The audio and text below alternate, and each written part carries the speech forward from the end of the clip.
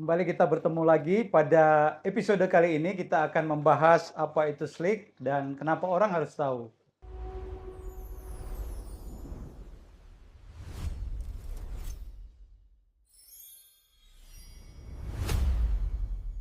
Banyak pertanyaan-pertanyaan yang masuk ke kita menanyakan tentang SLIC dan apa sih SLIC itu. Dan pada kesempatan hari ini kita kedatangan tamu yang sudah tidak asing lagi, yang sudah sering Sukmania lihat di podcast, Pak Made.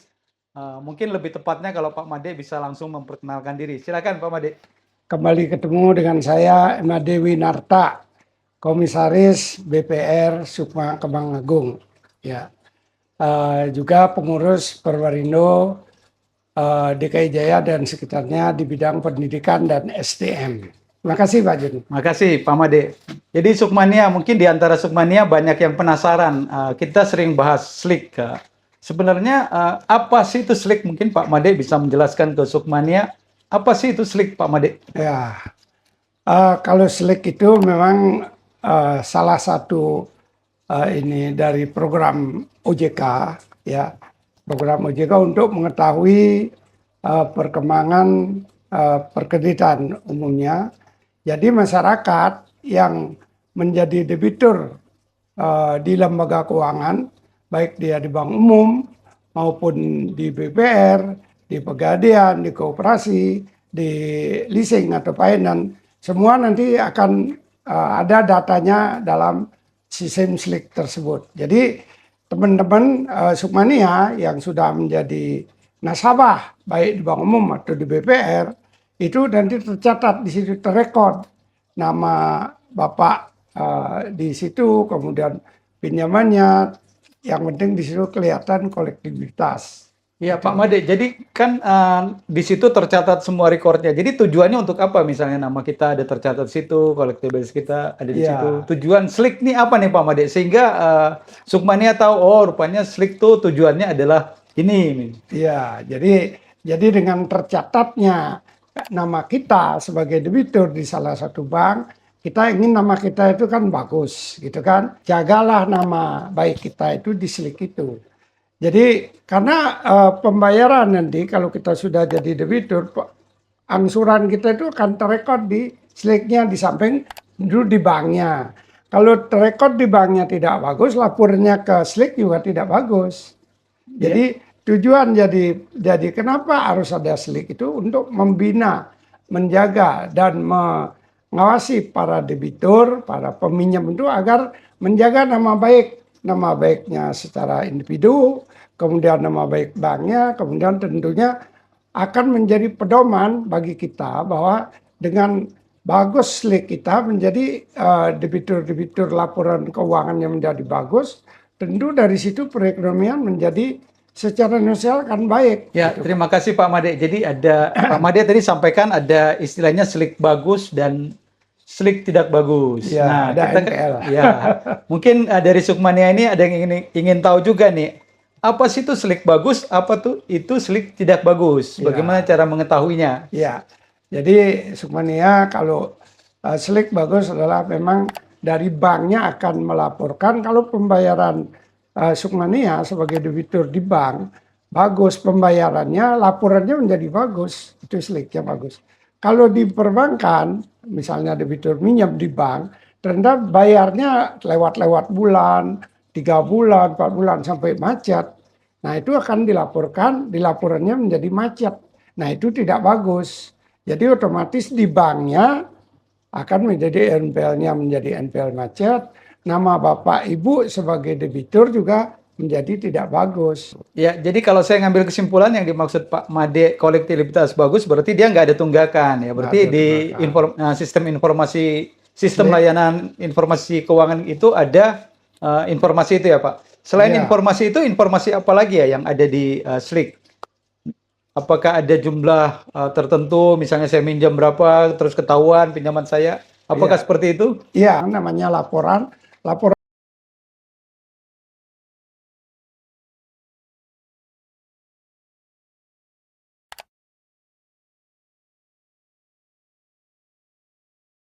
misalnya di salah satu bank udah minjam, nanti pinjam lagi di bank lain dan dibantu oleh bank lain, di situ juga akan kelihatan. Jadi ketahuan semua pinjaman kita nih Iya, ya Pak Made. Waduh, ketahuan. jadi terbuka semua catatan kita Iya, ya. Jadi makanya walaupun kita pinjam di bank A, bank B, dan bank C itu terlihat semua. terlihat semua. Oke, Jadi oke. Jadi Sukmania itu harus hati-hati minjem sekarang ya. Rupanya kita kelacak nih di iya, bukan Slik. sekarang aja Pak, memang dari dulu. Dari dulu ya. Dari dulu memang terrekod ya, di situ. Nah itu tujuannya hanya satu, yaitu agar kita sebagai debitur bank menjaga nama baik itu.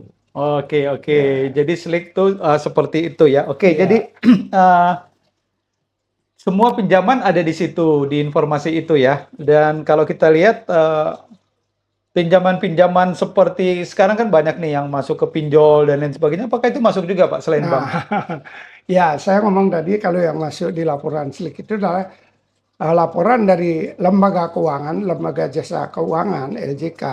Itu Ya. semua yang sudah berizin dari OJK pasti harus wajib melaporkan Pak, debitur-debitur, baik debitur baru, debitur lama maupun debitur yang sudah lunas. Jadi kalau yang sudah lunas kan pasti pinjamnya nihil, nol nilainya. Oke, Sudah tidak oke. ada pinjaman kan, Pak. Ya, jadi lebih Langsung jelas ya gitu. informasi yang ada di Slik tuh sedemikian komprehensif sehingga kita tahu apa misalnya jaminannya apa, tunggakan harinya berapa, plafonnya berapa, di lembaga keuangan mana saja ya. Iya, Terus benar. sekarang kan ini yang lagi tren pinjaman 1 juta katanya nggak masuk Slik.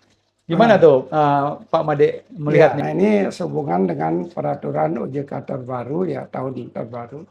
Jadi memang di bawah 1 juta sekarang tidak dilaporkan.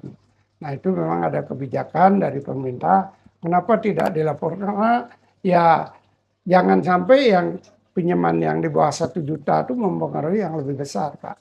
Karena sekarang misalnya orang mau kredit KPR gitu kan, kredit KPR kan jumlahnya pasti di atas 150 juta lah ya. Jangan sampai yang bermasalah 1 juta gara-gara kartu kredit misalnya itu mempengaruhi pinjaman itu.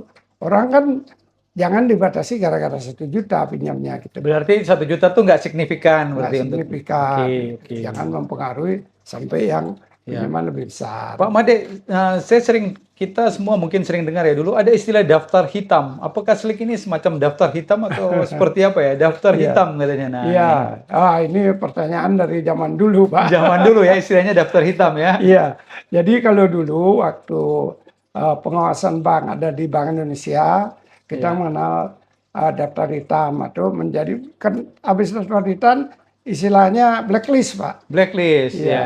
Ya. Jadi daftar hitam itu artinya nasabah yang sudah dapat pinjaman, nah dia sudah di blacklist karena tidak melunasi kreditnya. Jadi tetap aja nongol di BI dulu. BI kan dulu namanya BI checking, Pak.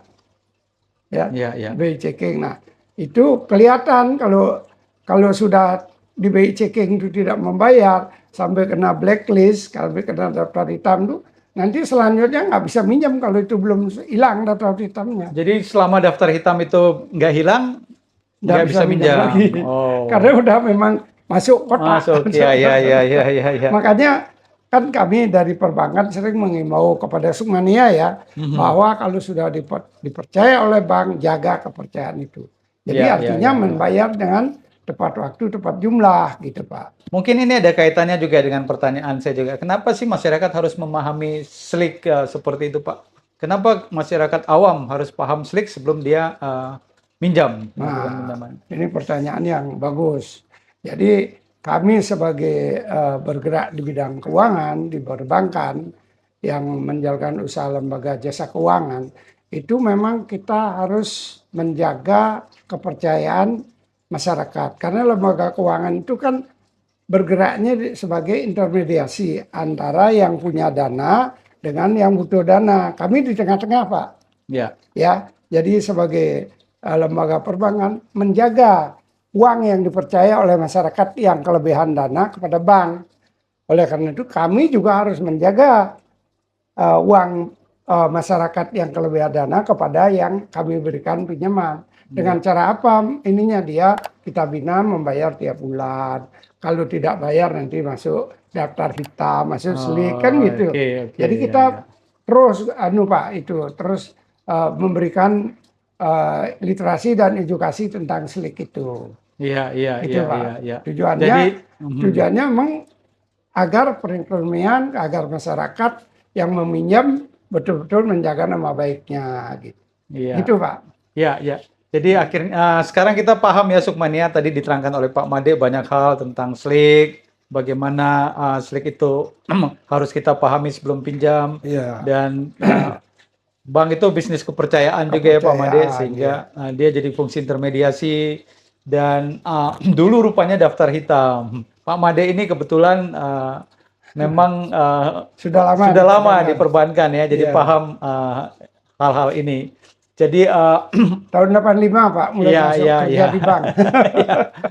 Jadi tadi pengalaman-pengalaman yang sudah di-sharing oleh Pak Made banyak hal tentang SLIK, sistem layanan informasi keuangan ini. Jadi kita harus menjaganya sehingga kita bisa akses ke perbankan dengan Perbankan, baik. ya. Karena salah satu hal yang diperhatikan oleh bank rupanya adalah SLIK kita. Jadi Sukmania mungkin sebagai kata penutup hari ini, jika ada pengalaman tentang SLIK, silakan Sukmania komen, dan jangan lupa like, subscribe, dan share podcast ini. Terima kasih Sukmania. Pak Made, silakan kalau ada kata penutup. Ya. Baik, sekali lagi Sukmania yang saya cintai. Jadi sekali lagi saya sering bilang bahwa kepercayaan itu harus betul-betul kita jaga dengan baik. Jadi tepatilah janji sesuai dengan yang telah kita janjikan. Bayar tepat waktu, bayar tepat jumlah. Terima kasih. Terima kasih dan selamat Sukmania. siang.